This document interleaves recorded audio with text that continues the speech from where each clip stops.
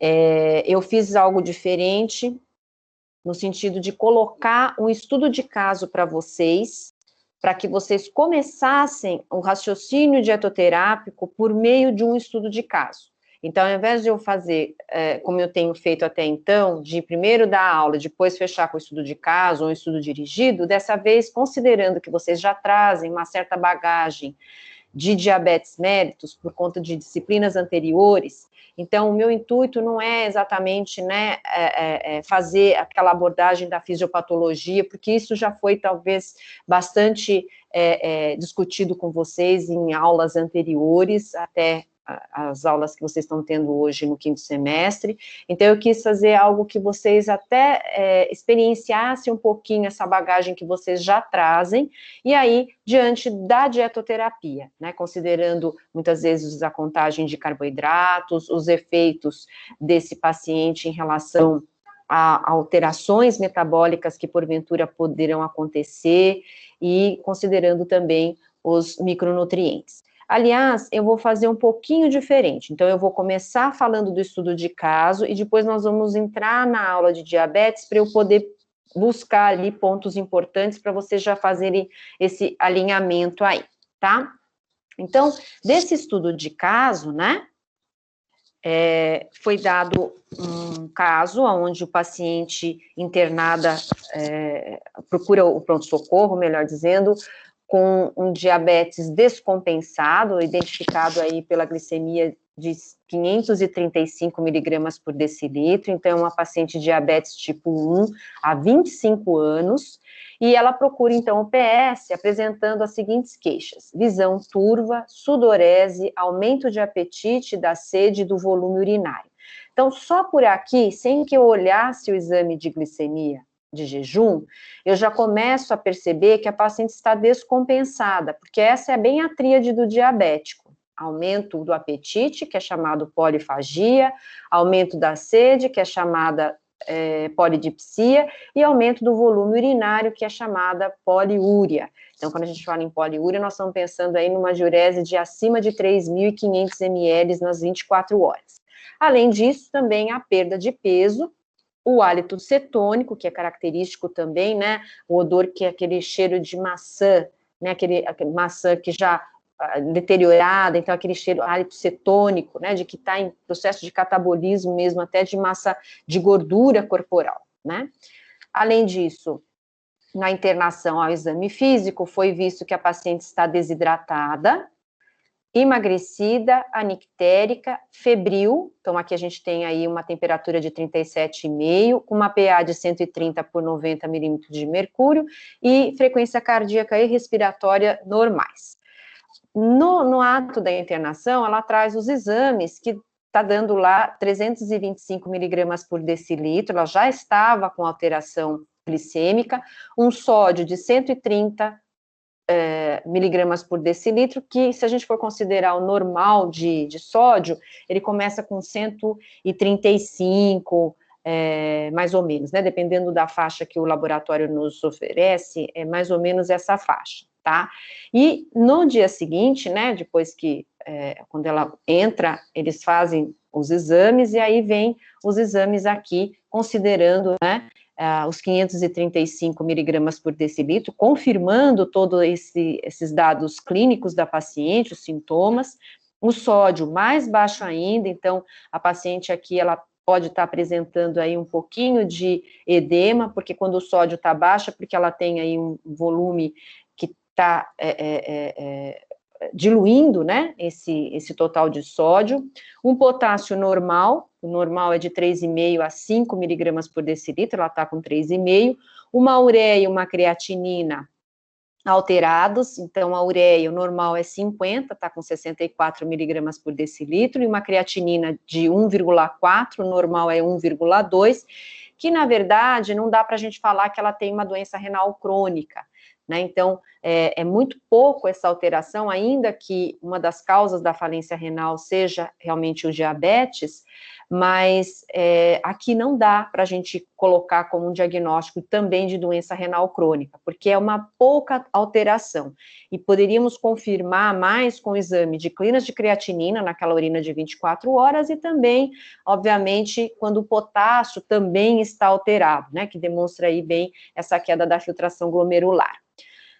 Colesterol de 254 e LDL 179, então aqui os indicadores aí mostrando que ela tem uma dislipidemia, uma hipercolesterolemia com HDL baixa, né, que para a mulher seria em torno de acima de 50 miligramas por decilitro.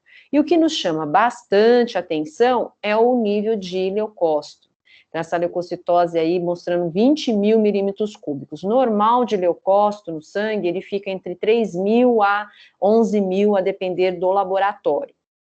Então, aqui a gente já começa a perceber que há algo bastante relevante, até no que diz respeito à associação com esse valor de glicemia alta. Porque quando o paciente ele chega, né, com essas alterações clínicas, e ainda considerando aí a questão de sermos nutricionistas, né, acharmos que tudo vem da alimentação, talvez pudesse justificar essa glicemia alta, mas, na verdade, a gente tem um fator aqui que está bastante influenciando nessa alteração glicêmica, que seria esse nível de leucócito. Então, uma coisa, a gente já começa a pensar, né, poxa, uma pessoa que tem há 25 anos já o diabetes, provavelmente não é a alimentação errônea que está fazendo essa alteração glicêmica, nem aqui nos 325 miligramas e muito menos aqui nos 535 miligramas por decilitro.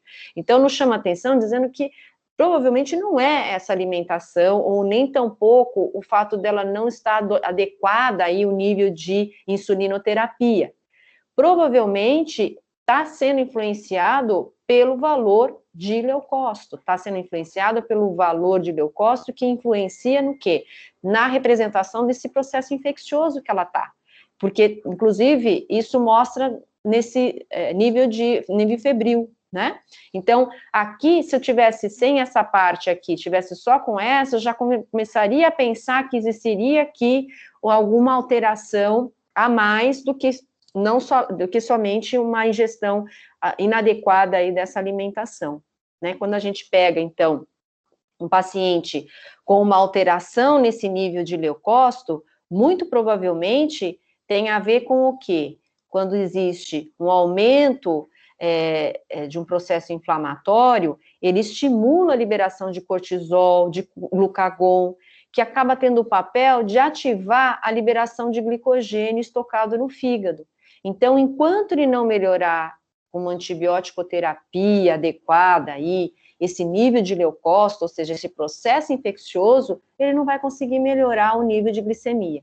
Então, nós vamos entrar, logicamente, num paralelo, né, numa terapia coadjuvante, a nutrição, ela é importante, mas eu preciso que o médico entre com antibiótico-terapia para que melhore quanto antes esse processo infeccioso, para que ele comece, então, a melhorar de tudo, né? Então, não é só a alimentação que vai melhorar ele, mas sim também associado à antibiótico-terapia, para que ele consiga, então, melhorar esse perfil glicêmico. E aí, né? Opa, então aqui, ó. O processo infeccioso, ele pode comprometer a ação da insulina, isso pode trazer um quadro de hiperglicemia, e essa hiperglicemia pode gerar a poliúria, né, por meio também de grande excreção de glicose na urina, e com isso uma polidipsia, né, porque muita excreção urinária pode gerar aumento da sede, essa poliúria gerando uma desidratação que vai dar aí visão turva, náusea, vômito. Por outro lado, aqui é um ciclo vicioso, tanto a hiperglicemia pode gerar a polifagia, porque é um efeito em que não está tendo a entrada de glicose na célula, então estimula ainda mais esse apetite, e aí aumentando essa ingestão, acaba aumentando ainda mais a glicemia, então um ciclo aí vicioso. Com essa hiperglicemia descompensada, né, 535 miligramas por decilitro, então perda de peso, diminuição de líquidos e reservas de gordura e massa muscular, levando a cetoacidose, que também pode trazer aí a visão turva, náusea e vômito. Então, aqui é um mapa conceitual que a gente pede sempre para vocês quando estão em estágio de nutrição clínica, que possam fazer aí essa abordagem, entendendo o que é causa e consequência da doença ou das doenças que o paciente vai apresentar aí no momento dessa intervenção dietoterápica. Bom, e aqui então, o que a gente tem? De dados antropométricos, um peso atual de 50 quilos, uma altura de 160 centímetros, a insulinoterapia foi prescrita, então, NPH-N às 7 horas da manhã, uma dosagem de 13 unidades. Na internação, referiu controlar a alimentação e uso da insulina. Então, por isso aqui, mais um momento que a gente percebe que o paciente ele tem realmente uma descompensação oriunda da infecção, e não daquilo que ele está comendo. E aí pede-se o quê? Que calcule as calorias, calcule os macronutrientes e estabeleça um plano alimentar. Então, eu vou compartilhar agora aqui um gabarito desse estudo de caso, para que a gente possa, então, discutir melhor isso. Vocês conseguiram fazer o estudo de caso? Deu tempo de fazer o estudo de caso de diabetes? Não deu tempo, pronto. Ainda não, né? Tá. Não tem problema. Depois que eu vou passar esse gabarito para vocês, assim que eu terminar a aula, eu vou passar lá, vou postar, né, como aí um anexo, e aí vocês vão ter, procurem fazer depois dessas explicações, façam sozinhos, depois façam a checagem aí para ver se está tudo ok, se entenderam todos os passos, enfim. Então, aqui, né, a gente tem o caso, que a gente já comentou, eu comentei aqui do processo inflamatório, como um grande estimulador aí dessa glicemia. Aqui, mais uma vez, né, destacando a importância dessa relação aí. E aí, então, vamos para o cálculo das calorias. Como se trata de uma paciente onde a gente não sabe exatamente qual é o valor calórico que ela está acostumada a ingerir, então, nós vamos utilizar aí uma recomendação, segundo a ADA de 2004, entre 25 a 35 calorias por quilo de peso atual, né, por dia. O IMC dela é de eutrofia, ela está com 19, embora ela tenha tido perda de peso, mas ela está com 19,53 quilos por metro quadrado. Então, ela está dentro ainda daquela faixa de 18,5 a 24,99, portanto, eutrófica. E por que eu escolhi 30 calorias por quilo de peso e não 25 e não 35? Porque como a gente não sabe qual é realmente a quantidade que ela consome de calorias, eu pego a média, porque eu não vou nem extrapolar daquela quantidade que ela está, porventura, consumindo, e nem subestimar essa quantidade, dando, por exemplo, as 25 calorias por quilo de peso. Então, eu optei por 30 calorias, que seria um valor de início aí para essa início de intervenção. Então, olha lá, o valor escolhido foi em virtude de não sabermos, a princípio, a aceitação oral, em função do quadro, e poderá ser aumentado conforme a aceitação. Então, eu posso chegar até 35? Posso chegar até 35. Então, preciso de algum ponto de referência. Então, eu começo aí com 30 calorias por quilo de peso. Bom, aí, eu sempre costumo orientar vocês, todo o cálculo, dependendo da doença, a gente começa com macronutriente, aquele que ou eu não posso dar em grande quantidade, ou eu tenho que garantir aquela quantidade para melhorar o estado geral dessa paciente. Então, eu sempre opto por carboidratos, para pensar na quantidade dessa insulinoterapia também, para ver se está cobrindo ou não essa insulinoterapia. Então, se eu sei que cada unidade de insulina cobre 15 gramas de carboidratos, se a paciente está usando 13 unidades de insulina, então eu tenho aqui 195 gramas de carboidratos. Então, vocês viram na aula que não posso oferecer para o paciente diabético menos do que 130 gramas de carboidratos.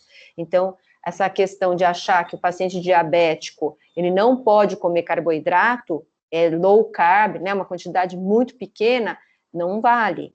né? Isso foi um dado no passado, né, uns 30, 40 anos atrás, que era orientado as pessoas com diabetes a não utilizar o carboidrato. Então, hoje a gente precisa desse substrato energético, até para a gente poder promover um balanço nitrogenado positivo.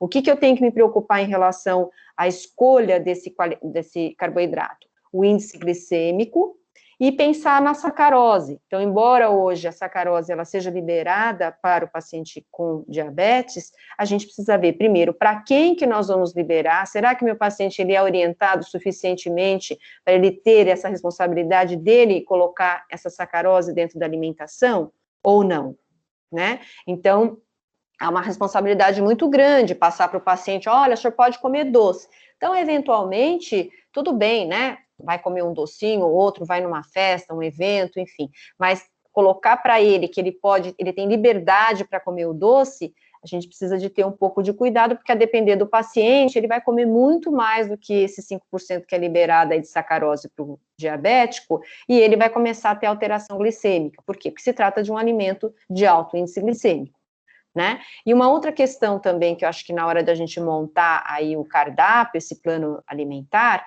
então, se eu dou um alimento de alto índice glicêmico para o meu paciente, eu devo trabalhar sempre com uma fibra solúvel, para que eu possa minimizar a saída dessa glicose no sangue. Então, eu consigo aí trabalhar melhor, inclusive, com uma variedade maior de alimentos para o meu paciente. Então, não precisa comer só coisas integrais, né? Tem pacientes, por exemplo, que não gostam de pão integral, ele gosta de pão francês, que ele tem um alto índice glicêmico, mas é só eu associar esse pão francês, na mesma refeição, uma fibra solúvel. Pode ser uma farelo de aveia, pode ser a maçã, né, aquela parte interna da maçã que tem pectina, que é fibra solúvel. Eu posso usar, por exemplo, uma laranja com o bagaço, que tem fibra solúvel, aquela parte branca. Enfim, eu tomando esse cuidado, eu consigo trabalhar melhor aí essas questões. Então, aqui eu fiz, né, o valor, então, de acordo com o tal de insulina que está sendo prescrita, e aí, então, eu consegui aqui 52% de carboidratos, que está dentro daquela recomendação, né, de 45% a 65% desses carboidratos. Bom, em relação à proteína, eu vou trabalhar com, devido ao processo infeccioso, então a recomendação seria de 15% a 20%. Então, ela é de normo a hiperproteica. Como se trata de um processo infeccioso, onde a gente sabe que tem um catabolismo muito grande, eu vou dar uma incrementada no valor de proteína a ser oferecida para esse paciente. Então, eu devo usar em torno de, acima de 15%, poderia ser optado por 18%, 19%, 16%, ou seja, acima de 15% já é hiperproteica. Eu optei por 18%, para eu totalizar aqui com 30% de lipídios, que deu um total de 67,5 gramas de proteínas. Então, justificado aí pelo fato dele ter um processo infeccioso. Em relação à gordura total, 30%, sendo considerado aí menor que 6% de saturado, até 10% de poliinsaturados, aí pensando no ômega 3, né, olha aqui, de 500 a 1 grama por dia, começamos a base de peixe, estimular o paciente a comer peixe pelo menos 3 vezes por semana, né, e eu posso também utilizar aí a questão de monoinsaturado para completar esse total de lipídio de 15% a 20%. Então, os valores escolhidos seriam 5% de saturados, 10% de poliinsaturados e 15% de monoinsaturados. Só pelo fato de eu fazer essas escolhas, eu consigo já contemplar o quadro de dislipidemia dessa paciente. Então, pensando lá na aula de dislipidemia, a gente já faz uma associação aqui. Lembra que a gente trabalhar com monoinsaturado numa quantidade aí de pelo menos 15%, né, de 15% a 20%, a gente pode pensar no maior probabilidade de receptores de LDL, então a gente consegue reduzir esse colesterol total, né? Os poliinsaturados aí enfatizado pelo uso do ômega 3, que é anti-inflamatório, então numa proposta como essa, que tem que ter anti-inflamatório aí pelo processo infeccioso, então muito bem-vindo, né, eu posso começar, por exemplo, com 1 grama para esse paciente, de 500 a 1 grama, mas eu posso já oferecer 1 grama para a gente cercar o paciente de cuidados, né, o saturado, que também eu vou controlar, né, para que eu possa realmente trazer uma melhora desse perfil de colesterol total, de forma que eu consiga, então, contemplar aí a necessidade dessas 2 situações, né? Primeiro, a hiperglicemia, segundo, a hipercolesterolemia também.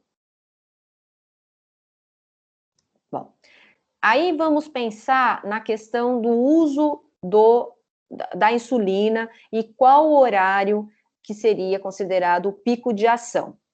Então, assim, essa NPHN, se eu olhar lá naquele quadro, eu tenho um valor de início de 2 a 4 horas, de 2 a 4 horas, o pico de ação de 4 a 10 horas e a duração de 10 a 16 horas. Então, o primeiro passo é eu saber o pico de ação. Então, por que me interessa o pico de ação? Porque se eu não der nenhum tipo de alimento nesse horário de meia hora ou 1 hora antes do início de pico de ação, eu posso ter um paciente aí com quadros de hipoglicemia, porque a hora que começar mesmo a agir a insulina, né, ele sem nada no estômago, ele pode realmente ter episódios aí de hipoglicemia. Então, o horário é muito importante que a gente possa traçar com o nosso paciente para que ele possa realmente ter uma programação, inclusive metabólica, em função do uso dessa insulinoterapia. Então, vamos supor, o paciente ele tomou a insulina às 7 horas da manhã. Imediatamente ele pode já começar a fazer essas refeições, né? Então, por exemplo, o café da manhã.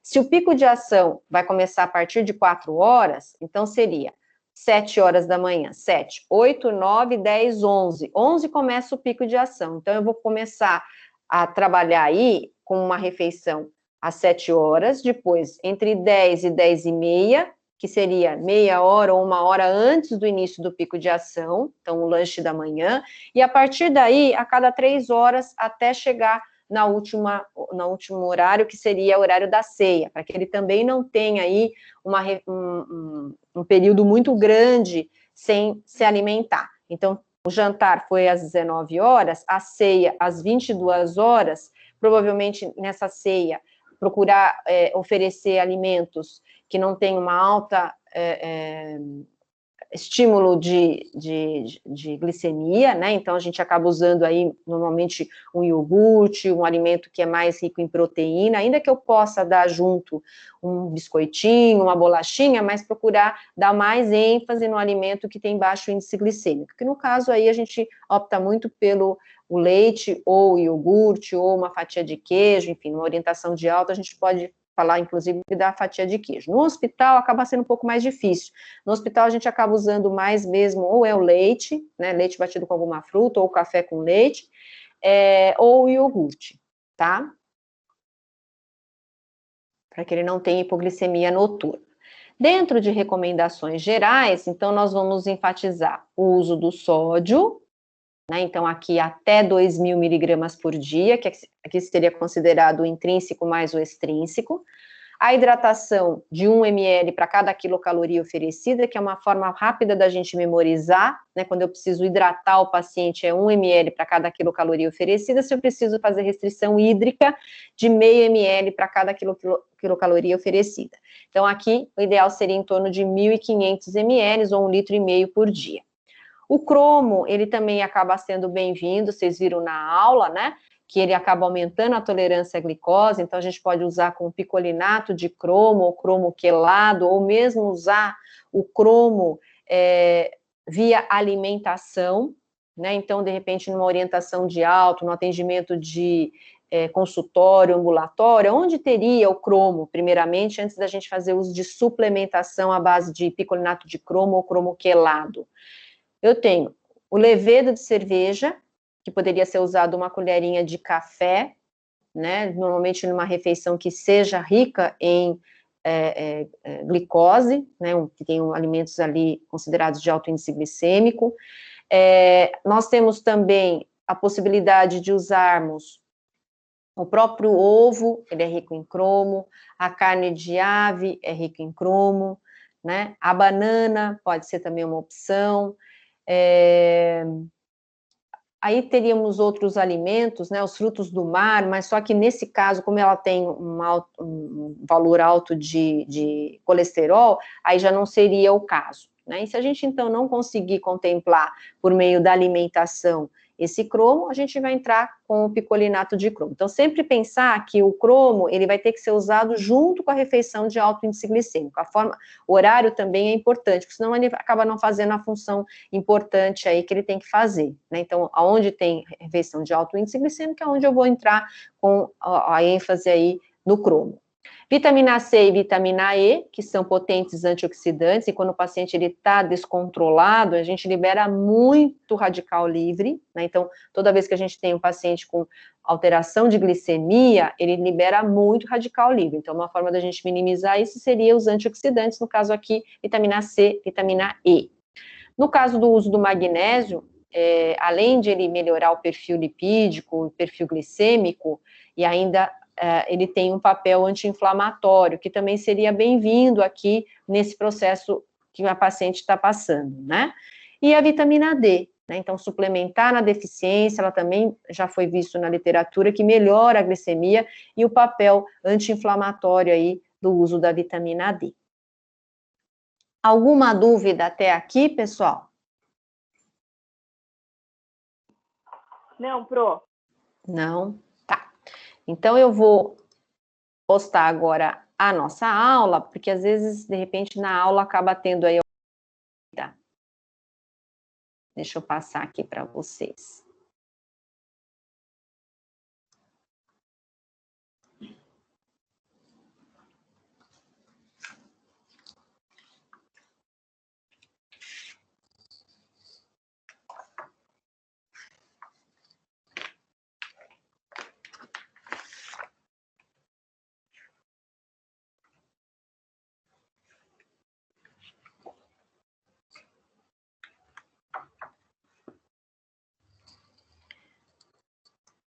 Então, aqui é basicamente uma revisão, né, daquilo que é causa da hiperglicemia. Então, aqui o estudo de caso, né, porque o paciente está apresentando sintomas, então aqui mostrando o quadro da relevância do processo infeccioso.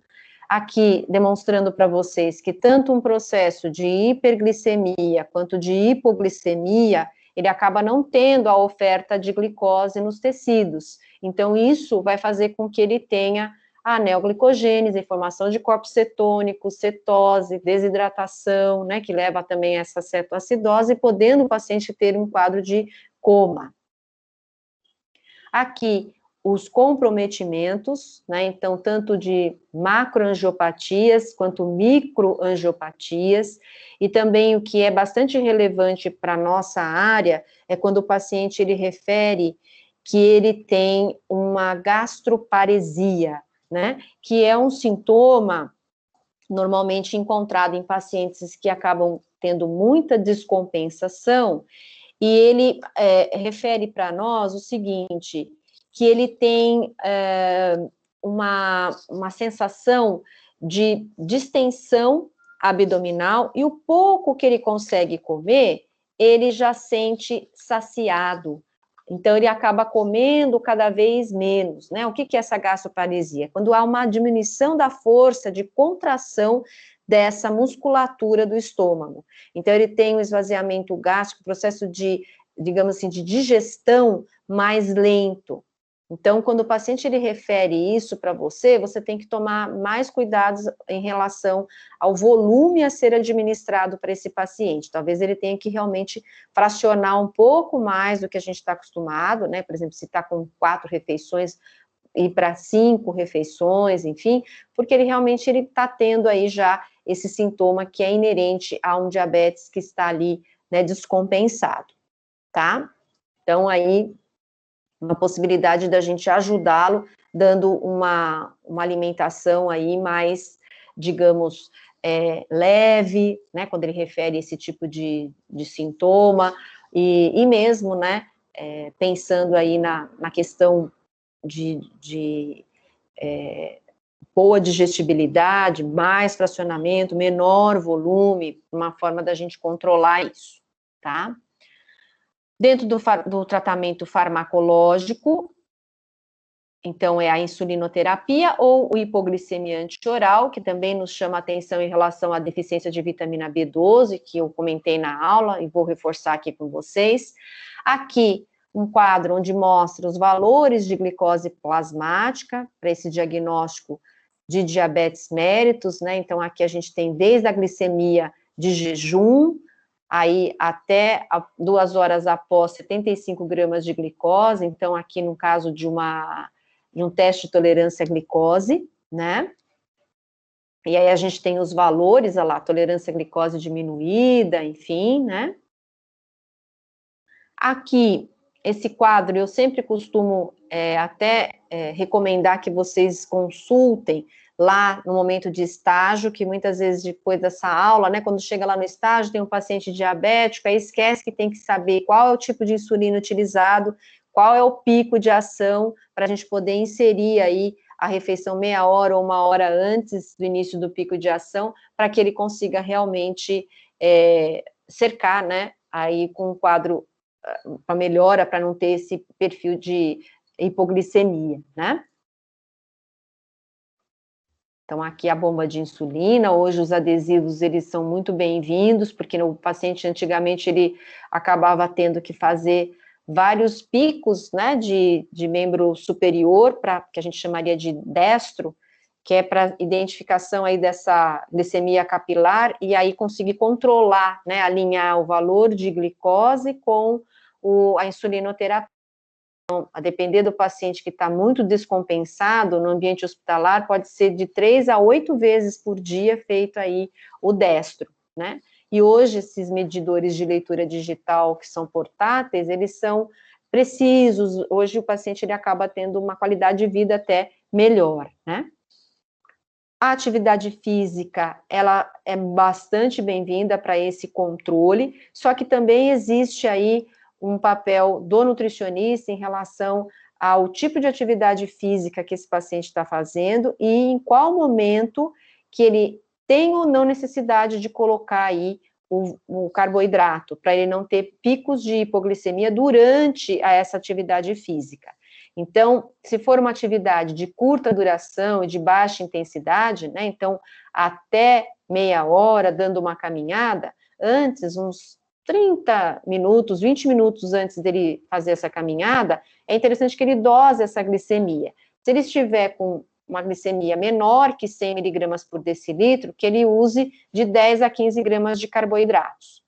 No caso de um paciente com uma atividade física de mais intensidade, né, então um tênis, uma natação, onde exige mais esse desgaste, inclusive calórico, né, num período maior de 30 minutos a 1 hora, então também é aconselhado que 20 minutos ou meia hora antes dessa atividade, ele verifique a sua glicemia, se der mais de 100 miligramas por decilitro, não precisa colocar o carboidrato, agora se der menos de 30 a 45 gramas de carboidratos.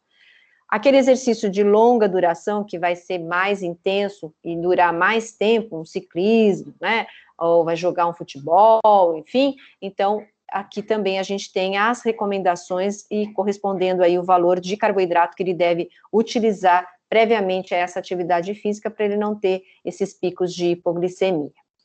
Então aqui nós reforçando o estudo de caso, e dentro dessa terapia nutricional, vejam só, né, que as evidências científicas, elas demonstram que a intervenção nutricional, ele tem um impacto singular aí nessa redução dessa hemoglobina glicada. Então, a hemoglobina glicada é o que realmente, no ambiente de consultório, de ambulatório, é onde vai refletir exatamente o que o paciente faz de 3 meses, 6 meses de segmento.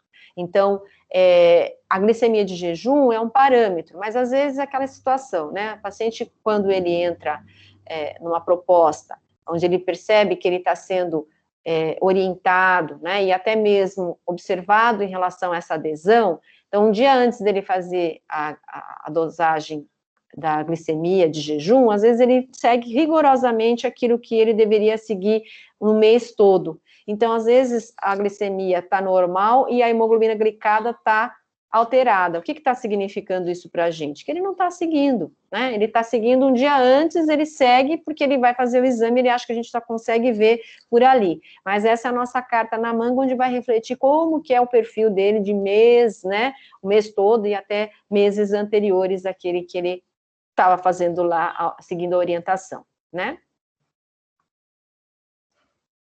Aqui, em relação à avaliação nutricional, né, que foi destacado a importância de nós avaliarmos o peso corporal, verificar se tem a necessidade de um peso ideal, principalmente na hora de calcular, por exemplo, uma proteína, né, que eu posso usar tanto em porcentagem, que é de 15% a 20%, quanto também gramas por quilo de peso, principalmente se estiver associado com uma doença renal, que a gente sabe que um tratamento conservador diabético, eu tenho que trabalhar uma quantidade não tão alta de proteínas, senão eu posso acabar piorando, né, acelerando a evolução da doença.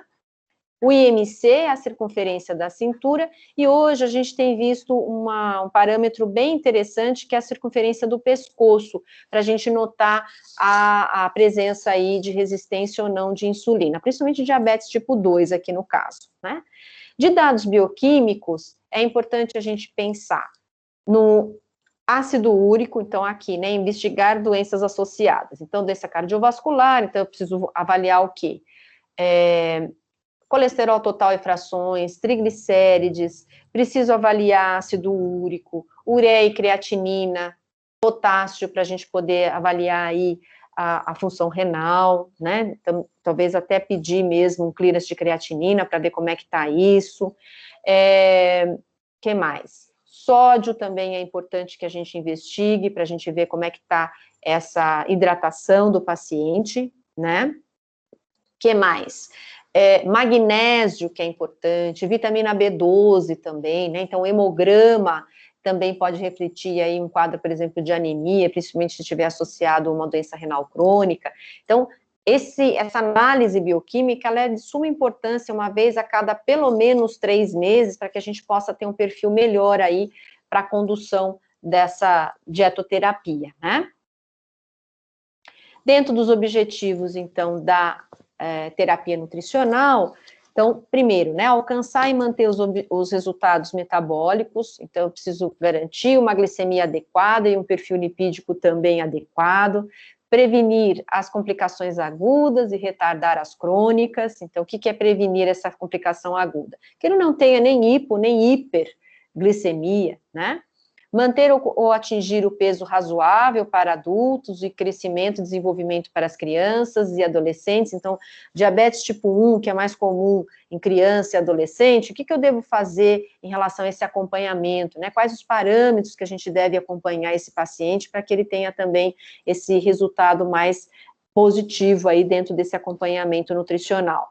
Ajustar a alimentação à atividade física, então aquele quadro que eu dei para vocês, ele serve muito de base aí para que vocês possam realmente pensar, né, em orientação de uma contagem, por exemplo, de carboidratos, ou até mesmo saber qual é a dosagem de carboidrato que ele previamente deve ingerir antes dessa atividade física, e sempre promover essa educação alimentar.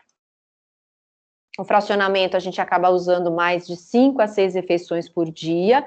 Posso chegar até 7, 8 refeições, dependendo da necessidade, sim. Principalmente se aquele paciente iria apresentar para você essa gastroparesia, ela é importante aí que você associe, né, com o fato dele ter uma possibilidade de menor volume, mais fracionado aí durante o dia. Oferta constante de micronutrientes e também contribuir para a saciedade. E aqui já começa a orientação em relação ao valor calórico a ser traçado. Então, eu tenho aqui várias possibilidades. Então, eu posso usar, dentro da diretriz de 2018, aquela que nós usamos coincidentemente lá na aula de dislipidemia, na aula de hipertensão, na aula de gota.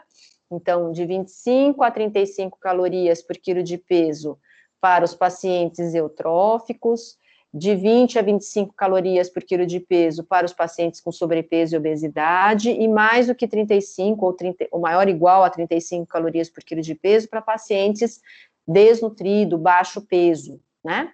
Aqui, para os pacientes hospitalizados, eu tenho ou a caloria por quilo de peso, que é uma forma rápida para a gente poder trabalhar com o paciente lá internado, ou então eu uso a fórmula de Long, que eu uso o GEB, calculado pelo Harris Benedict, vezes fator atividade, que aqui não é fator atividade de atividade física, então esse fator atividade é para paciente que está hospitalizado, então eu vou usar 1,2 para paciente acamado, e está imobilizado no leito, muitas vezes está em coma, 1,25 para aquele que está acamado, mas ele movimenta lá os bracinhos, as perninhas, vai até, né, o banheiro, volta, senta no sofazinho ali do lado do leito, enfim, né, não fica todo o tempo acamado, e o 1,3 para aquele que deambula. Quando eu falo deambula, é aquele que dá suas voltinhas no corredor, né, ele tem um distanciamento ainda maior do leito, então, eu vou atribuir aí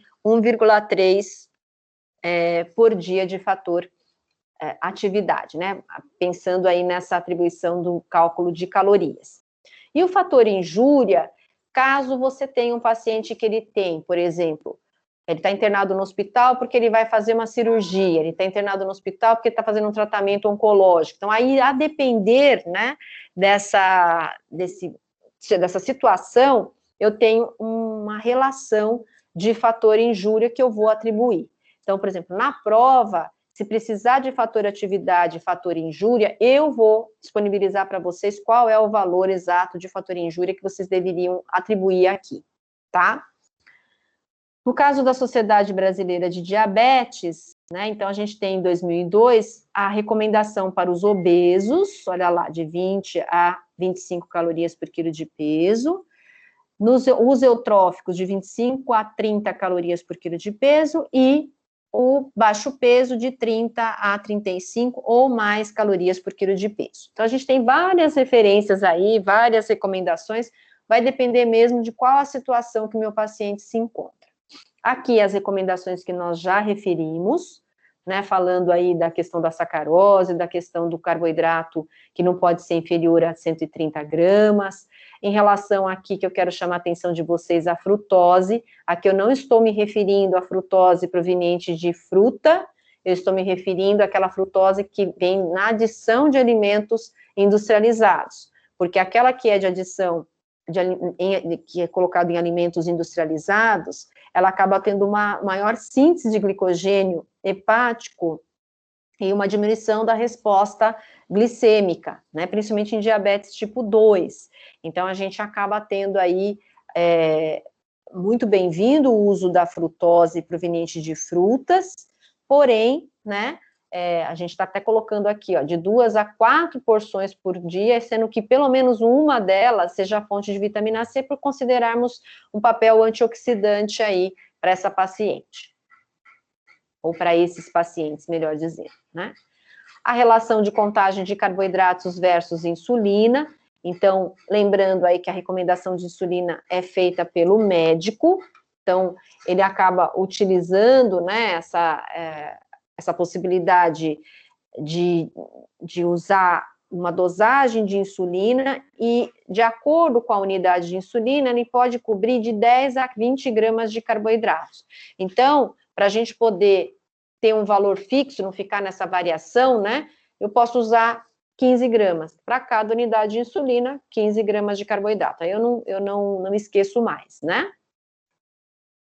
Aqui, enfatizando a contagem de carboidratos, então a gente vai sempre priorizar o total de carboidratos consumido por refeição, considerando que a quantidade e o maior determinante da resposta glicêmica pós-prandial, né? Então, a gente sabe que o carboidrato ele é totalmente convertido em glicose, de 15 minutos a 2 horas, então por isso que a gente acaba usando aí essa contagem de carboidratos. As proteínas, apesar das pessoas acharem que não pode ter aí uma relação de transformar em glicose, ele pode sim, né? Então ele tem uma transformação, obviamente, menor que o carboidrato, mas ele também pode converter, então, de 35% a 60% em torno de 3 a 4 horas, e a gordura, né? Que acaba sendo aí também um potencializador, em torno de 10% das gorduras possam também trazer essa conversão em carboidratos.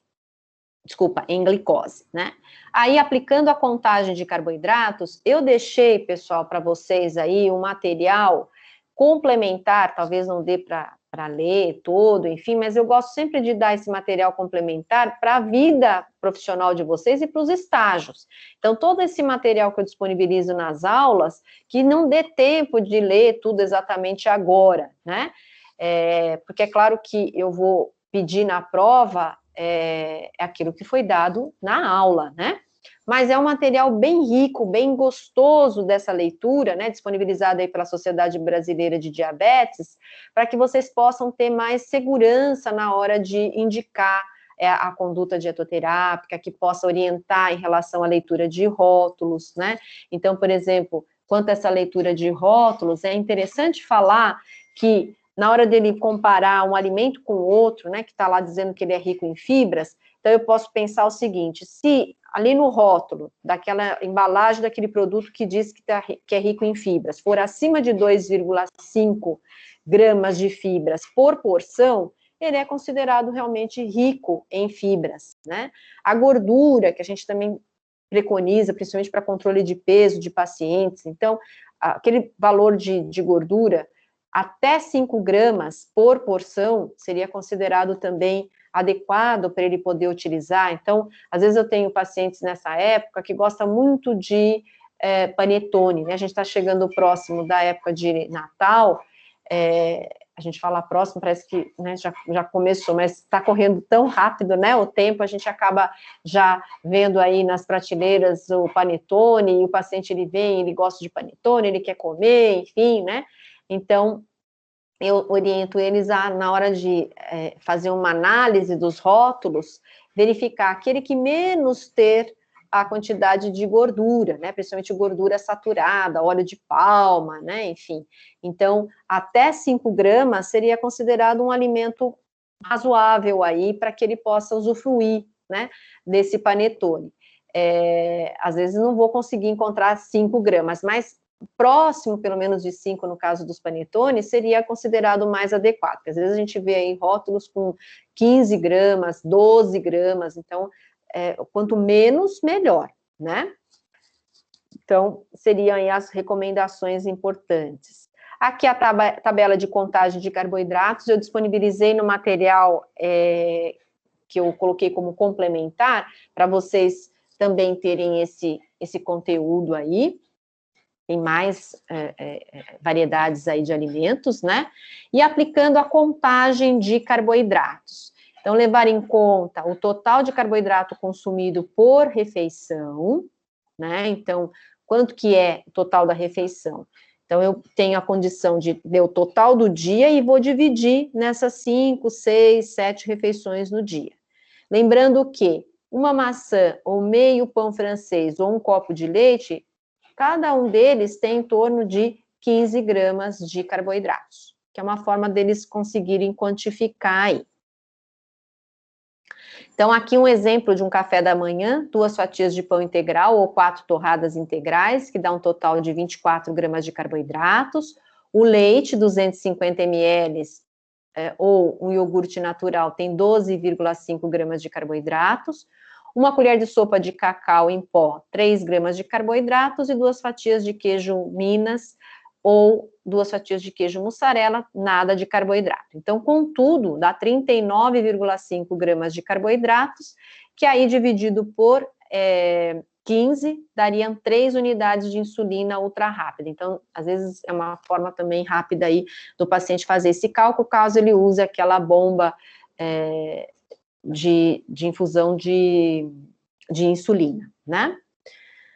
Aqui, mostrando para vocês a diferença entre índice e carga glicêmica, né? Lembrando vocês que o índice glicêmico, ele está relacionado à qualidade desse carboidrato, e a carga glicêmica, ele está relacionado à quantidade ingerida de alimentos. Então, isso também é importante, né?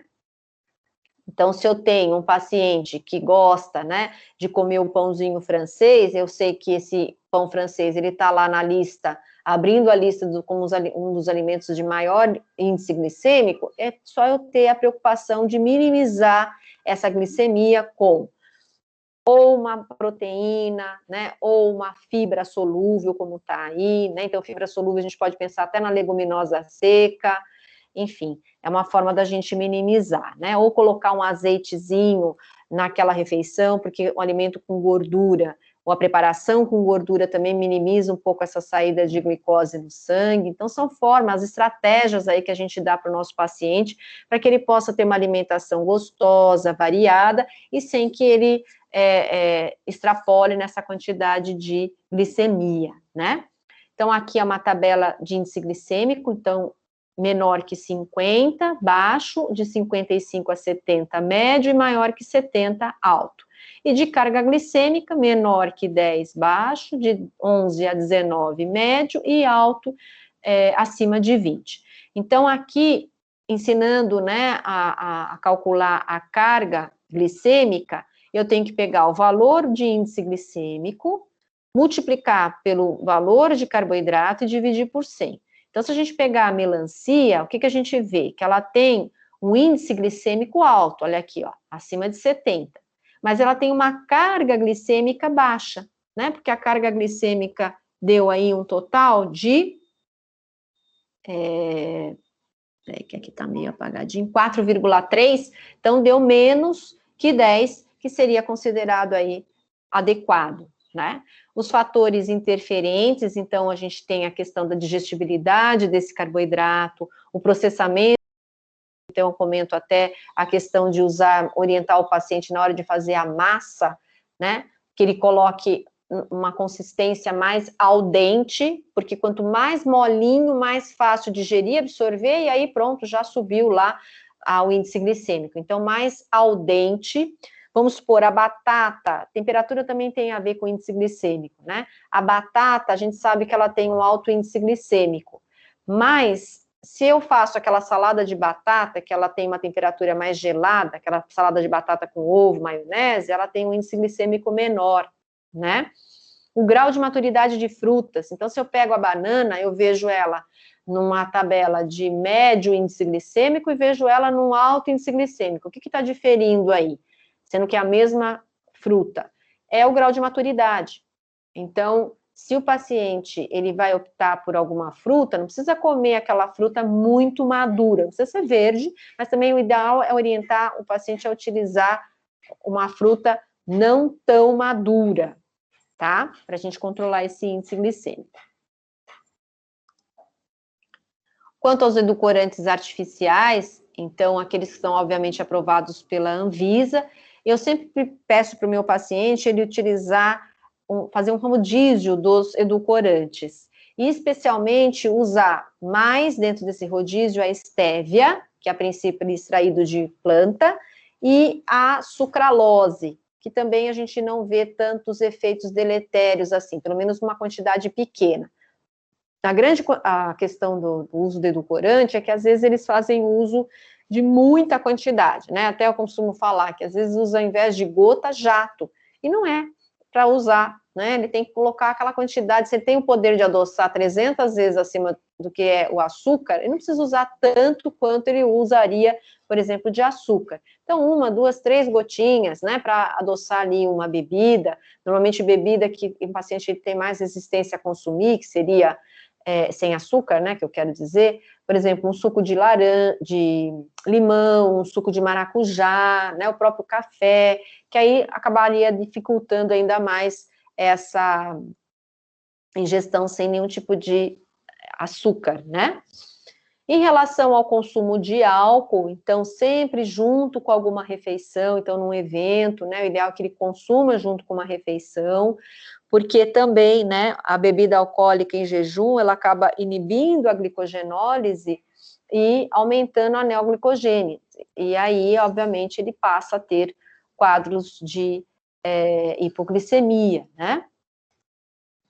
Aqui os micronutrientes importantes, alguns eu já falei, eu vou dar o destaque aqui para a metformina, que é uma medicação hipoglicemiante oral, que pode, em função de ele usar cronicamente, interferir na absorção de vitamina B12. Quando ele tem uma deficiência de vitamina B12, ele pode desenvolver uma neuropatia diabética. Então, o paciente tem dificuldade para andar, né? Ele acaba tendo dificuldade para raciocinar. Então, é sempre bom o nutricionista preservar também, né, o sistema neural por meio também dessa alimentação mais controlada aí, tá? Aqui da vitamina D eu já falei, agora eu quero dar ênfase ao zinco, que seria um potencializador também para melhora da glicemia, principalmente associado ao magnésio, e ele sozinho, ele já potencializa a ação das ilhotas de Langerhans, né, que é quem acaba fazendo a secreção dessa insulina, né. Dentro desse plano alimentar, então, manter a mesma quantidade de alimentos, né, todos os dias, então, para ter essa estabilidade da glicemia, todo dia ele pode variar o cardápio, mas ter a mesma quantidade diariamente. Não permanecer longos períodos sem alimentar-se e seguir quantidades recomendadas e substitutos de equivalentes calóricos. Para isso, eu vou até disponibilizar aqui no chat para vocês, ó, um exemplo de um cardápio que eu uso no consultório. Deixa eu até colocar aqui para vocês.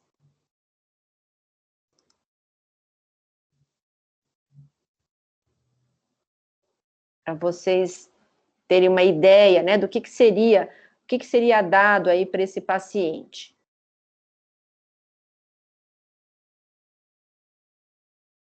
Deixa eu compartilhar aqui.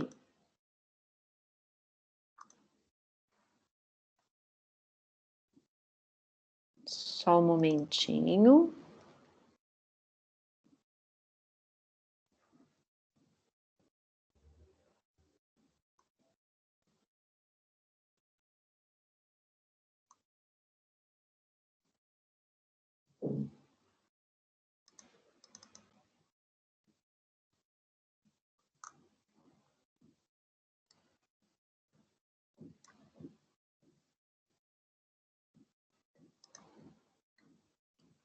Deixa eu ver se eu acho aqui um modelo de um cardápio que seria mais fácil de vocês identificarem.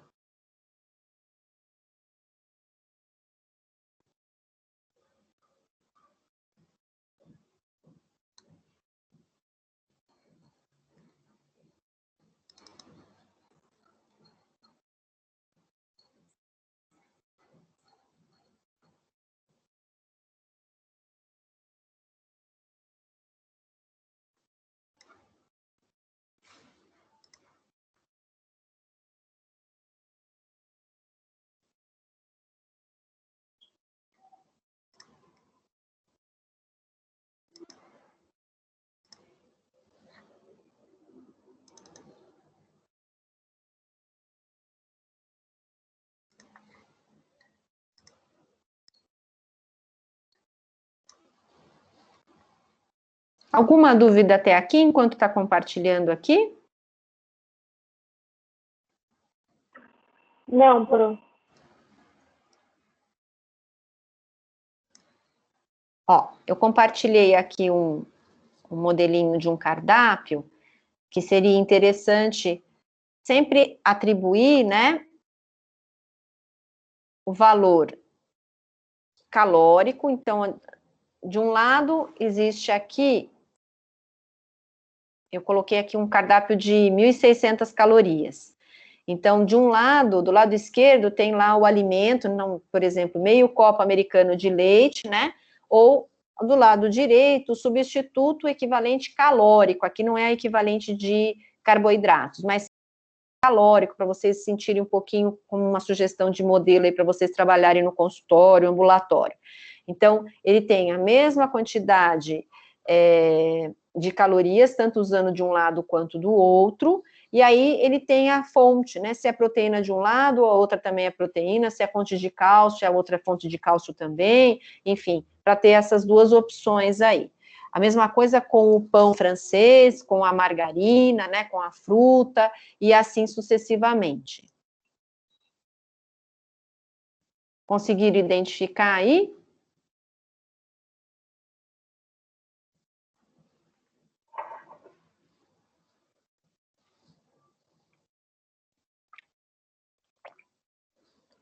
Conseguiram abrir?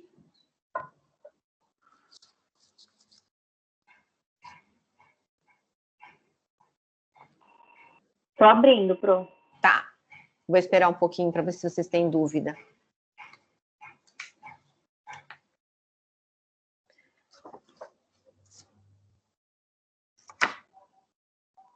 Então, é uma sugestão aí de um cardápio, né, de 1.600 calorias, e aí, considerando não a dosagem de carboidratos, necessariamente, mas sim a forma de equivalente calórico aí que vocês podem trabalhar, né?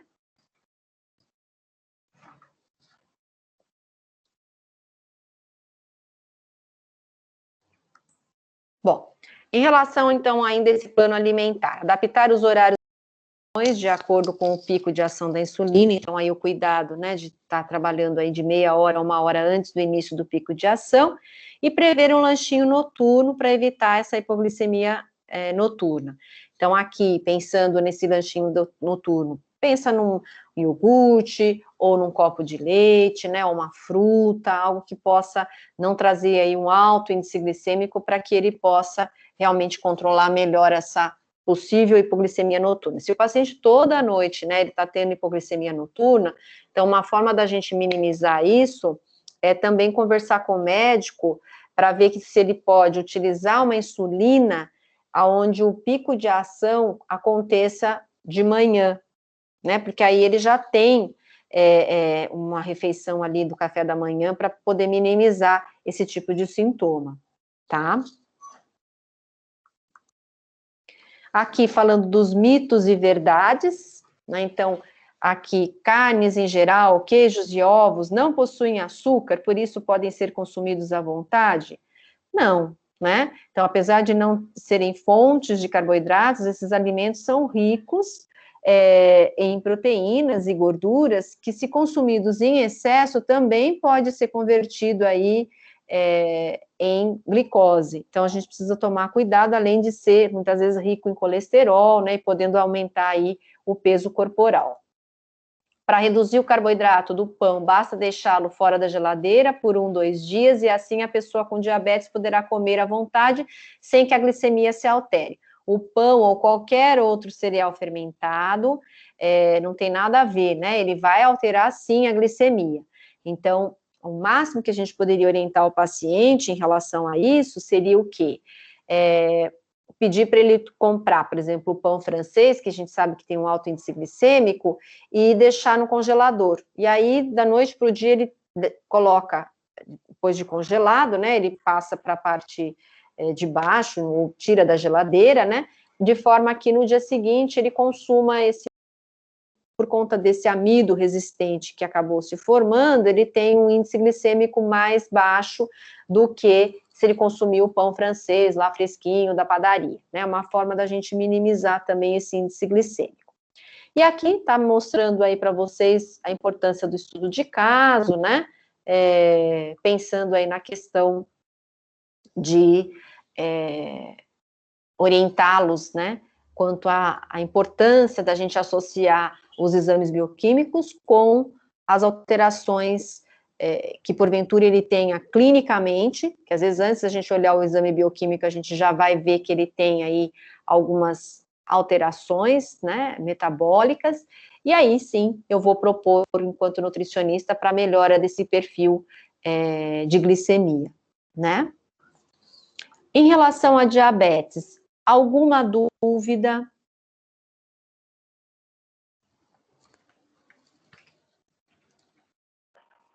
Não, Pro. Não, tranquilo então.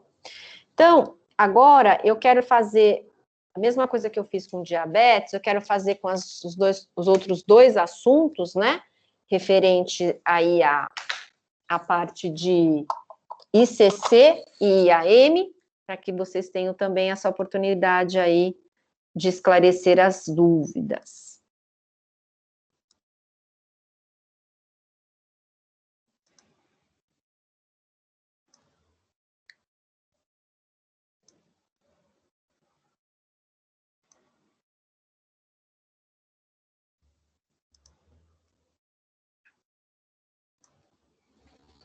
Então, vamos lá.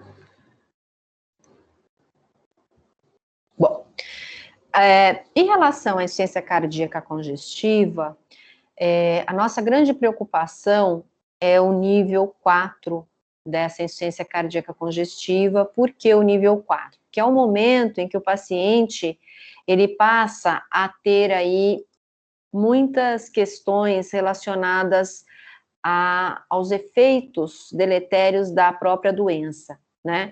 Que é a hora que ele começa a ter edema agudo de pulmão, é a hora que o meu paciente ele passa a perder muito peso. Por quê? Porque ele tem uma qualidade de vida muito afetada pelo efeito do tipo falta de ar, né? Então ele tem que optar, ou ele respira, ou ele come. Ele pode ter uma edema de alça intestinal, de forma a comprometer a capacidade absortiva dele. Então, ele consegue comer muito pouco, e o pouco que ele consegue, ele também não consegue absorver tudo. Então, a gente passa a ter aí um paciente com mais dificuldade também nessa capacidade absortiva, né?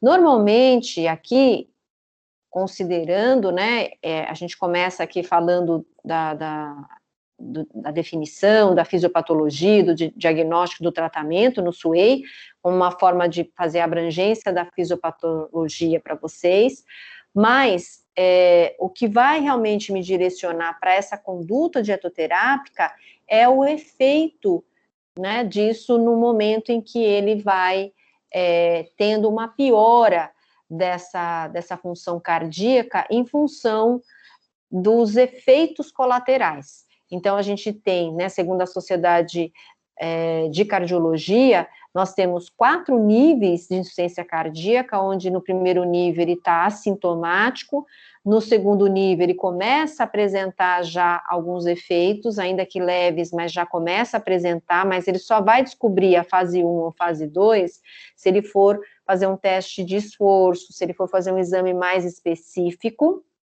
Na fase 3, ele já começa a ficar mais incomodado com os sintomas, então aquele paciente que ao acordar os pezinhos estão desinchados, e ao final do dia ele passa a ter edema de membro inferior. Isso é um clássico paciente de ICC grau 3, né? E no grau 4, nós vamos encontrá-lo mais na UTI, na área hospitalar. Nós não conseguimos fazer o controle só ambulatorial, ele vai ter que fazer o controle também em nível hospitalar. Então, acaba ficando mais difícil para a gente, né? Como eu falei, a gente fazer com que ele consiga consumir, sendo que ele está muito limitado à sua capacidade de respirar. Então, aí a necessidade do nutricionista ter a sensibilidade de colocar poucos volumes, alta densidade calórica, porque o pouco que ele consegue comer já vai ser uma vitória aí para ele, né? Então, caminhando mais um pouquinho aqui, né? Dentro dessa avaliação nutricional, eu vou ter que avaliar a perda ponderal, ver a presença ou não de edema, né? Então, na hora de avaliar esse paciente num consultório, verificar membros inferiores, então a palpação ali, colocar o dedo indicador e polegar, né, pés e pernas, membros inferiores, para ver se está lá o sinal de dedo, né, para ver se realmente a gente conseguiria aí identificar um quadro de edema.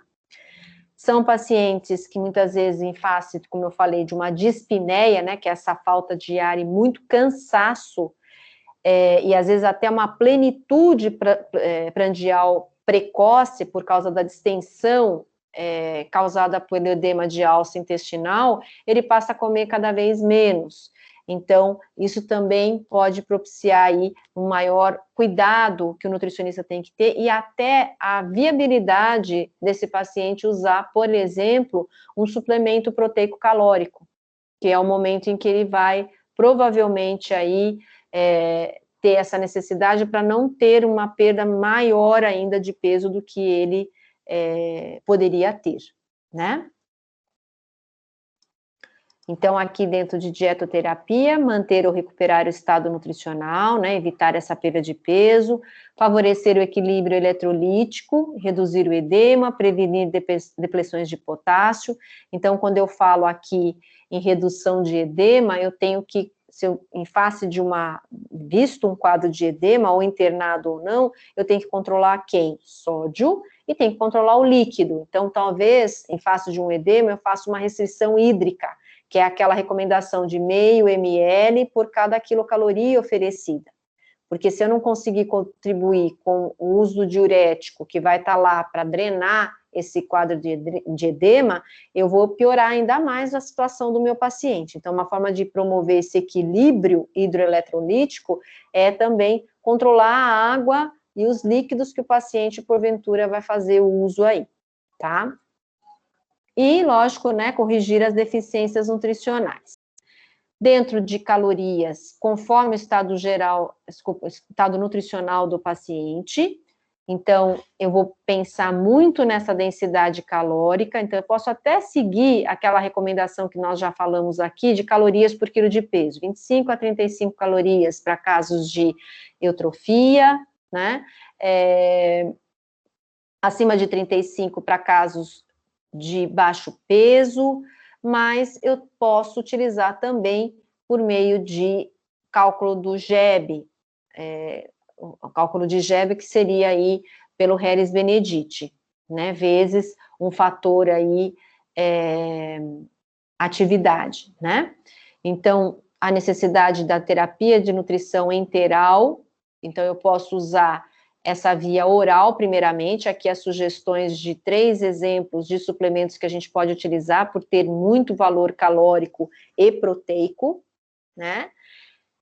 E no caso de pacientes com uma presença de muita falta de ar e cansaço, né, dispneia e fadiga, a dieta tem que ser reduzida à mínima necessidade nutricional. Quando eu falo mínima necessidade nutricional, eu estou pensando aqui, ó, estou pensando em dar o valor de GEB somente para ele, né? Então, ou eu dou o valor de calorias por quilo de peso, então a gente acaba usando aí um valor calórico um pouquinho maior para controlar esse quadro catabólico, ou então eu uso o Harris-Benedict multiplicado pelo fator injúria e multiplicado pelo fator atividade. Aqui nesse caso, o fator injúria, ele pode variar de 1,35 a 1,4, tá?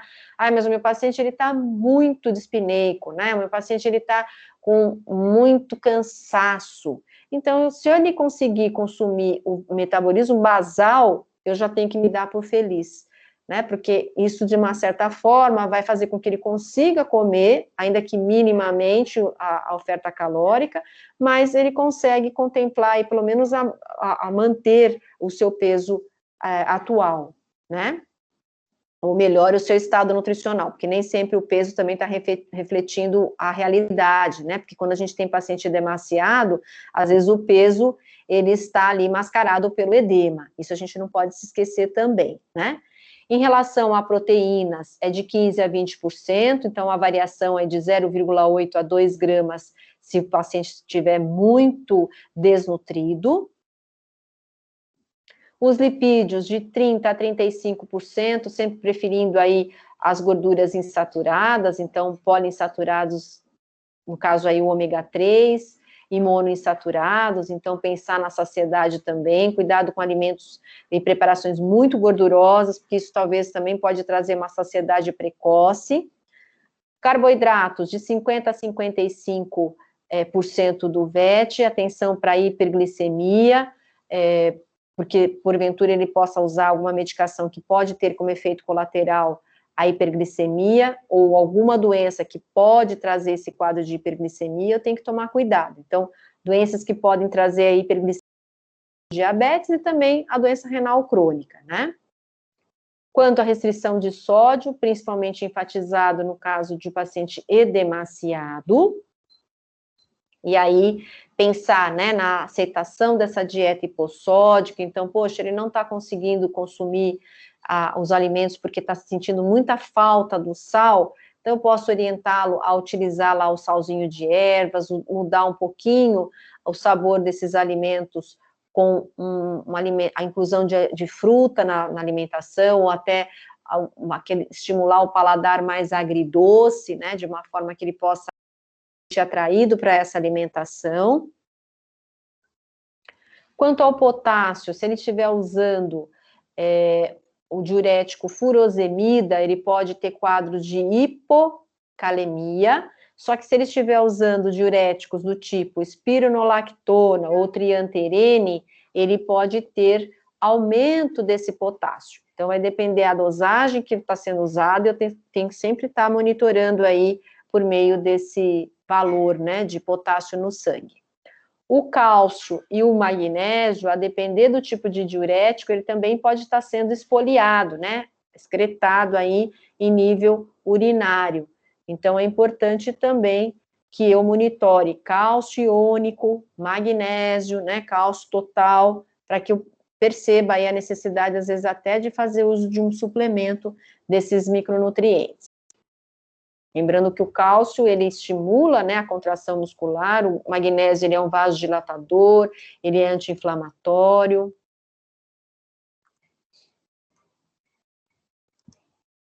O fracionamento, então, de 5 a 6 refeições, podendo chegar até 8 refeições, se for o caso, evitando aí a plenitude precoce. E a consistência, que mais o paciente, ele vai atender aí, principalmente no momento em que ele estiver com muita falta de ar, é a consistência pastosa. Pode ser que a gente possa iniciar com a semilíquida, então lembrando que a semilíquida vai sopa, é a dieta leve, né, e ela tem pedacinhos de legumes, pedacinhos de carne, pode ir à parte o arroz, um caldo de feijão, enfim, sempre pequenos volumes e aumentando o fracionamento. Só que a semilíquida tem que tomar cuidado se ele não está muito demasiado e com restrição hídrica. Porque se ele estiver com restrição hídrica, você não vai dar uma dieta que seja também à base de sopa, né? Então, aí nós vamos optar pela dieta pastosa. Aqui, em relação ao balanço hidroeletrolítico, considerar todos os líquidos da dieta e os utilizados para medicação. Então, na hora de eu prescrever a quantidade de líquido, seriam 600 ml, que seria o mínimo que eu poderia oferecer para ele, mais aquilo que ele urina nas 24 horas. Né? Ou então, para uma recomendação rápida, eu dou lá meio ml para cada quilocaloria oferecida. Então, eu tenho que pensar na fruta que está sendo rica aí de líquido, né? Então, eu não posso dar abacaxi, melão, melancia, uva, mexerica, que são frutas que já têm na sua composição um teor de água muito grande. Então, é importante que eu possa também pensar nesse aspecto, né?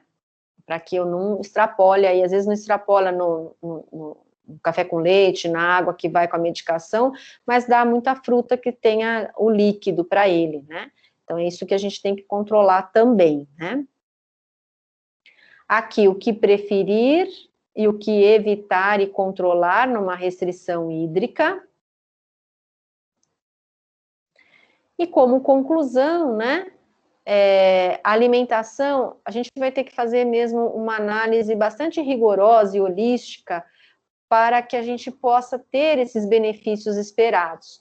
Então, será que o meu paciente ele consegue comer uma alimentação geral, uma dieta geral? ele está com falta de ar, será que não é melhor eu entrar com uma dieta pastosa, porque eu tenho que fazer restrição hídrica junto, né, que aí a dieta pastosa eu não vou ter a oportunidade de dar tanto líquido assim, né, será que eu não tenho que entrar com um suplemento proteico-calórico, ou então antes até, ou em paralelo ao uso do suplemento proteico-calórico, eu vou pegar aquele purê de batata, por exemplo, e vou colocar um leite em pó para aumentar tanto caloricamente quanto proteicamente. Aquele azeite que vai disponibilizado na bandeja do paciente, será que não é o momento de orientá-lo a utilizar aquele azeite em cima daquela refeição? Isso tudo eu estou conseguindo aumentar a densidade calórica, né, em pequeno volume. Então, são formas antes até de eu dar um suplemento, que no hospital é mais fácil da gente trabalhar, mas eu tenho que pensar também nessa condição, né, de estar trazendo uma alimentação saborosa e, ao mesmo tempo, né, rica em calorias, rica em proteínas, porque ele está ali em processo catabólico constante, né? Até aqui, alguma dúvida, pessoal? Não, Pro, eu acho que fica um pouco confuso porque a gente não assistiu a aula ainda, né? Mas acho que quando assistir vai casar tudo. Vai esclarecer mais, né?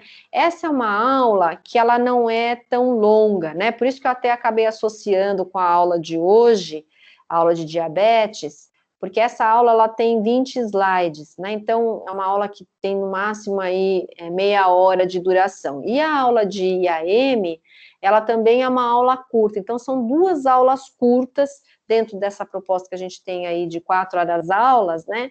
Por isso que eu acabei agregando aí para que vocês conseguissem ter esse conteúdo, né, e contemplando aí o nosso cronograma, tá? E é lógico, como eu falei, né, embora eu não vá, hoje talvez vocês não consigam ter tempo de assistir, mas ao longo da semana, quem quiser esclarecendo as dúvidas, tem essa oportunidade pelo chat, aí a gente pode ir conversando sem problema nenhum, tá? Pro, o conteúdo da prova vai cair tudo até hoje, inclusive essa aula também. Tudo até hoje, inclusive essas aulas também, tá? Então, é bom que vocês refaçam. A aula de ICC e AM, eu não tenho nenhum estudo de caso, porque algumas coisas acabaram até se repetindo de conduta, se a gente for pensar em dislipidemia, hipertensão, né? Porque a aula de ICC e AM, ela fecha o conteúdo de doença cardiovascular. Por isso que algo que é um pouco diferente, que aí no caso diabetes, eu quis dar para vocês na forma de estudo de caso. Então, são abordagens, vários tipos de abordagens aí, para vocês treinarem mesmo para essa prova, né?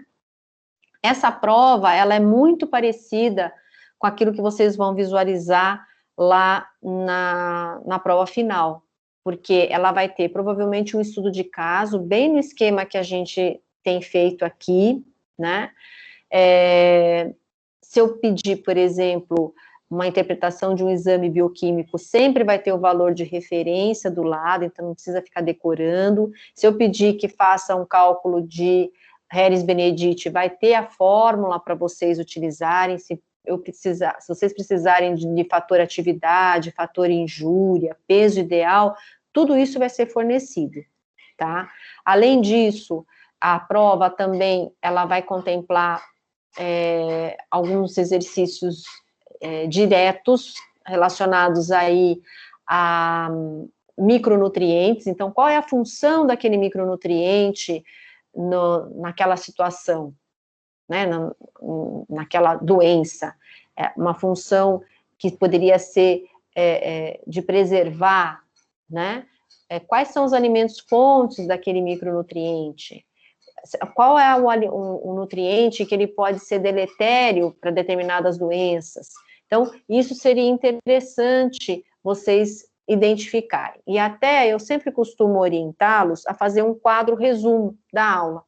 Então, quando fala de doença, bem como a dietoterapia ser empregada, vocês podem colocar num quadro assim, um quadro resumo, com a primeira coluna, os nomes das doenças. Então, o que nós tratamos aqui até agora? Primeiro foi gota, depois hipertensão. Não, desculpa, gota, depois doença renal crônica nos 3 tratamentos, né? Então, doença renal crônica, nós falamos do tratamento conservador, hemodiálise, diálise peritoneal.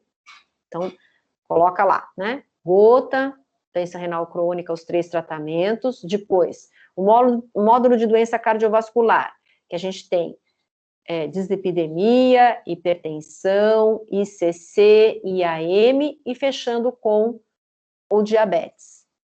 Ao lado, vocês devem colocar uma coluna colocando o valor calórico, caloria por quilo de peso, ou como que é feito esse valor calórico. Então, se é Heres Benedite, coloca lá o Heres Benedite. Ao lado, outra coluna, qual é a recomendação de proteínas para essas diferentes doenças? Qual a recomendação de carboidratos e lipídios? E, por fim, os micronutrientes que são relevantes. Então, um mineral que seria relevante, um eletrólito que seria relevante, então, sódio, potássio para determinadas doenças, né? Então, dessa forma, vocês têm uma visão mais holística de todo o conteúdo, é uma forma mais fácil de vocês estudarem, e também, considerando aí que daqui a pouquinho vocês estão em estágio, vocês vão até poder aproveitar esse conteúdo já descrito de uma forma mais resumida, quando vocês estiverem lá, os pacientes a serem acompanhados no estágio de nutrição clínica, né? Então, acho que é uma forma aí que vocês podem usufruir posteriormente, não só para estudar para a prova, mas também posteriormente.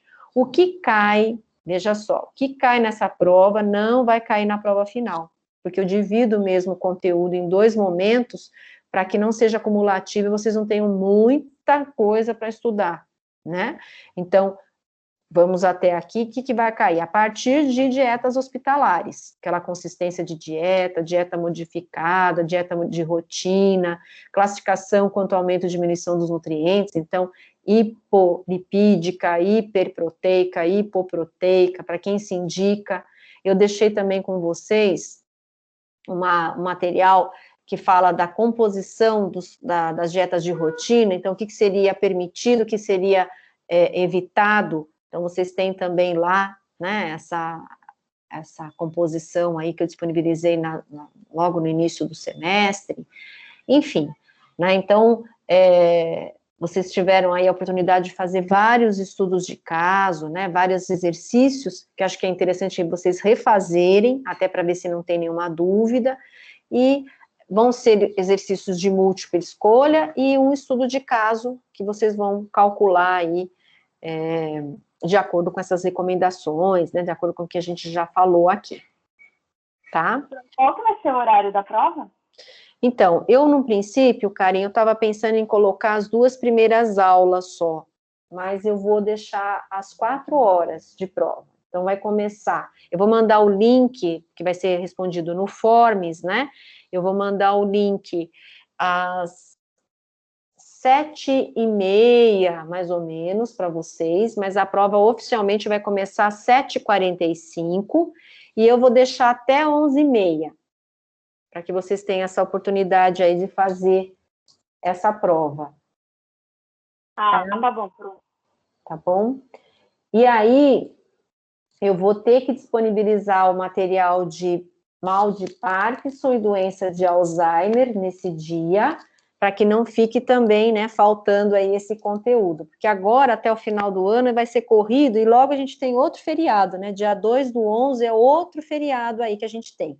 Então, por conta desses feriados, eu acabo até pedindo desculpa, mas eu não tenho outra oportunidade de administrar aí ministrar essas aulas, né, dessa forma.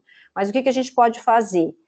Sendo disponibilizado para vocês, nesse dia, ainda que não dê tempo de vocês visualizarem nesse dia, na aula seguinte eu vou fazer como eu estou fazendo agora, de forma assíncrona, para que vocês possam ter aí esse geral, né, daquilo que é importante e tudo mais, porque aí o conteúdo vai cair na outra prova só, tá? Aí vai ser a partir de Parkinson.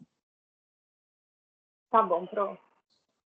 Bom, então, fechando, né, o conteúdo aí de doença cardiovascular, quanto ao infarto agudo do miocárdio, aqui está falando muito da questão da fisiopatologia também, né, definição, o diagnóstico, como é feito.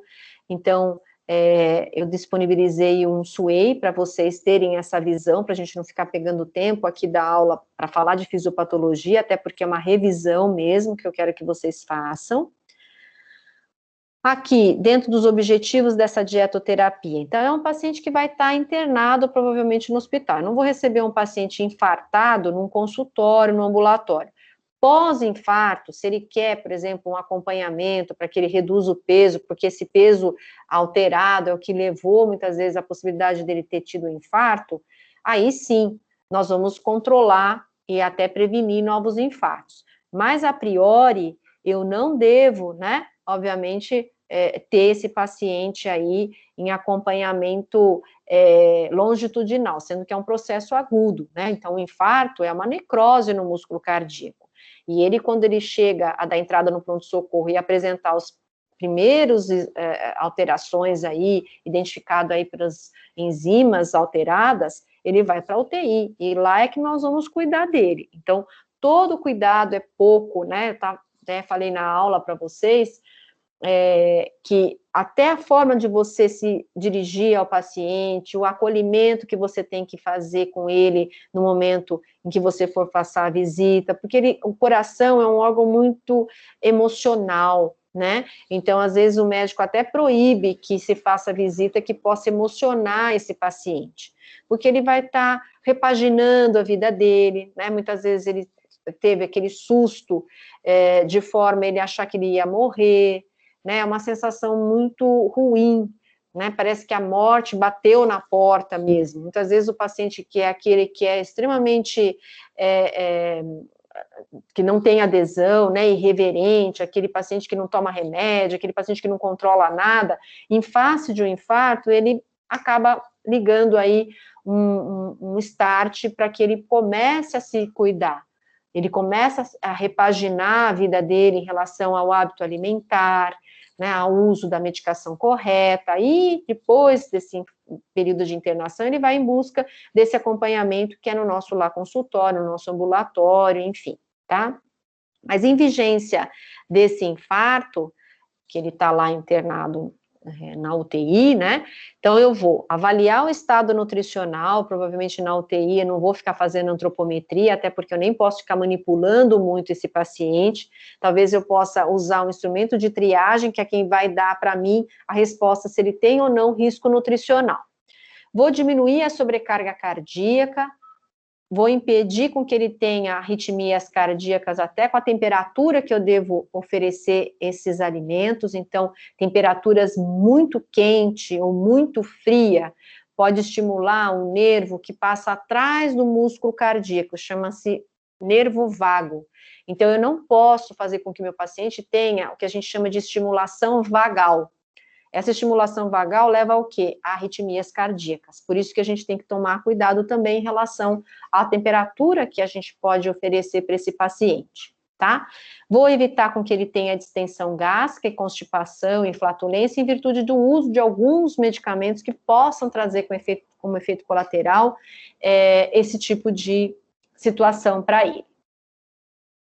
Bom, então, normalmente quando o paciente ele dá entrada nessa UTI, ele fica de 4 a 12 horas em jejum via oral, até porque não se sabe se ele vai ter novos infartos, e aí a gente, a partir do momento que é liberada a dieta, a gente começa com uma dieta líquida, e aí se não está tendo nenhuma intercorrência, a gente passa para leve, que é a semilíquida, que vai ter lá sempre uma sopinha, junto lá com um purê à parte, uma carne moída, desfiada à parte, e aí quando ele vai para uma semi-intensiva, eu já posso passar ele para uma pastosa ou uma dieta branda, e quando ele vai receber alta para o quarto, vai para o apartamento, então sai da semi-intensiva e vai para o apartamento, ele vai receber uma dieta provavelmente geral hipossódica, tá? Então, essa evolução aí é importante a gente saber.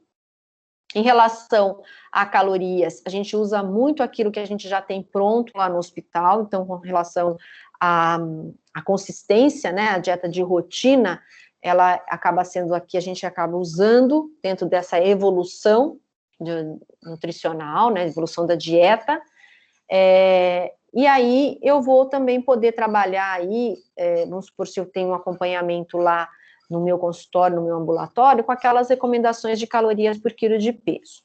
Em relação aos carboidratos, ela fica entre 45% a 60%, as proteínas de norma a hiperproteica. Por que hiperproteica? Para recuperação, né, no momento de convalescença, lembrando que o infarto é um quadro de necrose desse músculo cardíaco, é uma forma também da gente restaurar esse músculo cardíaco, tá? Em relação aos lipídios, eu devo trabalhar com uma qualidade muito boa. É claro que quando eu dou aquela refeição que está disponibilizada nas dietas de rotina, eu já tenho isso inserido, né, uma preferência de alimentos com baixo teor de gordura saturada e alto em poliinsaturados e monoinsaturados. Eu nunca vou extrapolar na quantidade de saturados. As fibras de 20 a 30 gramas por dia, preferencialmente as fibras solúveis, principalmente quando eu tenho lá alimentos de alto índice glicêmico. Aqui, para efeito de curiosidade, eu deixei aqui para vocês o conteúdo de colesterol e gordura saturada, comparando os alimentos, né? Então aqui gordura saturada, né, e aqui as fontes de colesterol. Aqui também, né, os exemplos de alimentos. Dentro dessas características da dieta, então o sódio vai depender muito se ele tem ou não uma hipertensão associada. Se ele tem uma hipertensão associada, a gente vai trabalhar com aquela quantidade de 2 a 4 gramas de sal, NaCl, né? No momento da internação lá, da UTI, eu não devo extrapolar em cafeína, então naquele momento eu não dou nada com cafeína, e aí posteriormente, ao momento em que, quando ele recebe alta para o quarto, é que eu vou liberar lá o café com leite, se caso o paciente tenha essa preferência, mas no momento em que ele está na UTI, ou mesmo lá na semi-intensiva, eu não devo trabalhar com nada que seja estimulante, né, cardíaco, porque a gente tem que pensar em cuidar, em acolher, né, em esse metabolismo aí cardíaco, ele tem que estar bastante sintonizado também com essa alimentação, né. Fracionamento é de 5 a 6 refeições, devo aumentar a ingestão de peixe, alimentos com propriedades funcionais. Aqui já numa recomendação, quando eu pego ele lá, né, no meu ambulatório, no meu consultório, adequar a ingestão de cálcio, de magnésio, de potássio. Então, pensando aqui que o cálcio, ele é um estimulador do músculo cardíaco, o magnésio um anti-inflamatório, traz também vasodilatação, né, um processo de vasodilatação. E aqui, em relação ao potássio, que eu também devo controlar aí, se ele está usando medicamento, se ele não está usando, enfim, porque excesso de potássio também não contribui aí com uma saúde cardíaca. Se meu paciente ele tem uma hiperhomocisteinemia, eu vou pensar nas fontes de ácido fólico, B6 e B12, bem como não só o alimento, mas também a suplementação, mas aqui também em nível mais ambulatorial. E dentro dessa conclusão, então, a dietoterapia para pacientes infartados deve ser direcionada com o objetivo de corrigir as alterações metabólicas conseguidas a partir da modificação nos hábitos alimentares e estilo de vida. Então, é lógico, eu não vou mudar um comportamento alimentar no âmbito hospitalar. Então, toda essa orientação, quando a gente sai fora da parte de dietas de rotina, isso vai ser cuidado em âmbito ambulatorial, no consultório, né? Muitas vezes, como eu falei, se ele já estiver com quadro de sobrepeso e obesidade, que é quando eu vou trabalhar ali com o cuidado nutricional, né? Então, isso é muito importante que a gente faça essa associação e durante o período de internação, a gente estabeleça relações aí com esse paciente para que você consiga dar a continuidade do tratamento após ele receber a alta, porque não se sabe até se ele não vai ter que fazer uma revascularização miocárdica ou vai colocar um stent, que é a angioplastia, né? Então, são formas aí que a gente tem para poder contribuir aí com essa saúde cardiovascular. Alguma dúvida, pessoal?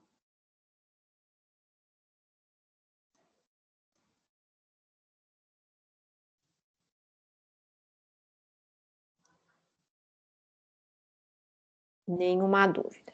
Então, eu vou colocar aqui o gabarito, né, do estudo de caso de diabetes, e aí fica, então, combinado, né, que depois que vocês tiverem aí tido o tempo para assistir todas as aulas direitinho, se tiver alguma dúvida, alguma coisa, eu estou à disposição de vocês lá no chat, para que a gente possa esclarecer as eventuais dúvidas aí que porventura tenham, tá bom?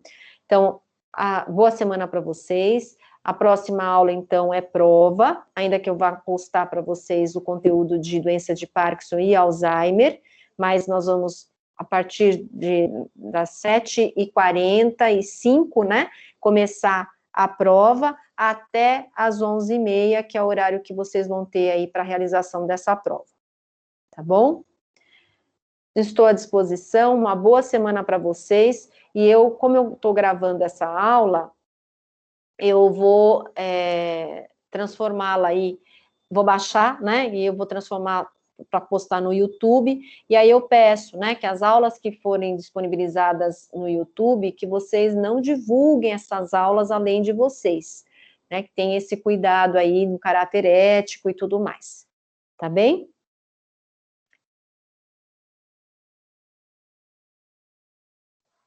Então, tchau, tchau, boa semana para vocês, e vamos nos falando aí qualquer dificuldade, tá bom?